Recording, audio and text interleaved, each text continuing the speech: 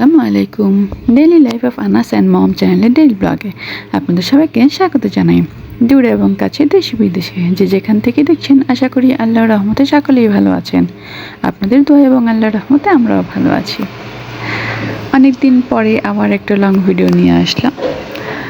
আসলে নানান কাজে ব্যস্ত থাকার কারণে ভিডিও সেভাবে করা হয় না, বা ভিডিও করা হলেও এডিট করার সময় হয় না।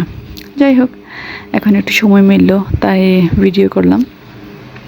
এটা ছিল একটা চকলেট ফ্লেভারের কেক, দেখে বুঝতেই পারছেন। আর এটা ছিল একটা বার্থডে কেক, তবে এটা খুবই মজার। এখানে একটা কেক ছিল না, ছিল আসলে দুটো কেক। আমি একই সঙ্গে দুটো কেক তৈরি করতে হয়েছে দুজনের জন্য, এবং একই জায়গায় যাবে দুজনের জন্য।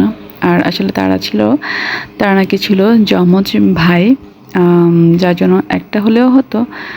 তো আমি দুজন বিধায় দুটো করে দিলাম, একই ওয়েটের ভেতরে দুটো করে দিলাম। দু ভাই একসাথেই যেন সুন্দরভাবে কাটতে পারে। আমি এখানে চকলেট গানাশ দিয়ে দিলাম, আর দুটো কেকই কিন্তু ছিল চকলেটের। এই যেটাতে চকলেট গানাশ ড্রিপিং করলাম, আর আমি কিছু চকলেট টপার বসিয়েছিলাম। এখানে কিছু ফ্লাওয়ার বসিয়েছিলাম, আমি এটার চারপাশে ফ্লাওয়ার দিয়ে দেব।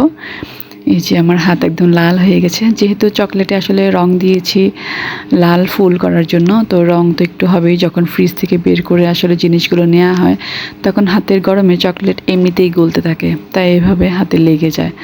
যদি এটা ডার্ক চকলেট হতো তাহলে হাত কালো হয়ে যেত।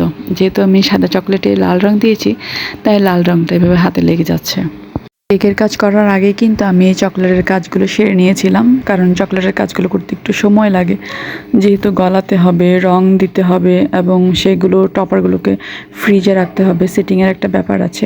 এই জন্য আসলে টপারের কাজগুলো আগেই করে ফেলা ভালো, কারণ অনেক সময় দেখা যায় চকলেট টপারগুলো ভেঙে যায় বা চকলেট গলতে চায় না, নানান ধরনের প্রবলেম হয়। এই জন্য আসলে কিছু কিছু খুঁটিনাটি কাজ আগে করে রাখাই ভালো। আর চকলেট টপার তো অবশ্যই আগে তৈরি করে রাখতে হয়। আর দেখতেই পাচ্ছেন আমার চকলেট টপারগুলো কত সুন্দর লাগছে, একদম জীবন্ত গোলাপ, খুব সুন্দর লাগছে। আসলে সবই কিন্তু গোলাপ না, ভিন্ন রকমের ফুলও আছে, তবে সুন্দর লাগছে সবগুলো মিলে মিশে, খুবই সুন্দর লাগছে। সাদা এবং লালে খুব ফুটেছে কালোর মধ্যে, তাই না? আসলে কি ডেকোরেশন করব কিছু ভেবে পাচ্ছিলাম না। আমার উপরে যদি কেউ দায়িত্ব ছেড়ে দিয়ে দেয়, তাহলে আমি কিন্তু টেনশনে পড়ে যাই।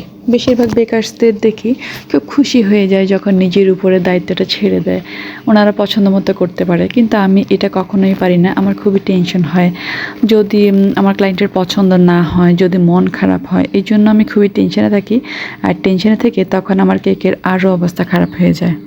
আমার এই কেকটি কেমন হলো অবশ্যই কমেন্ট করে সকলে জানাবেন।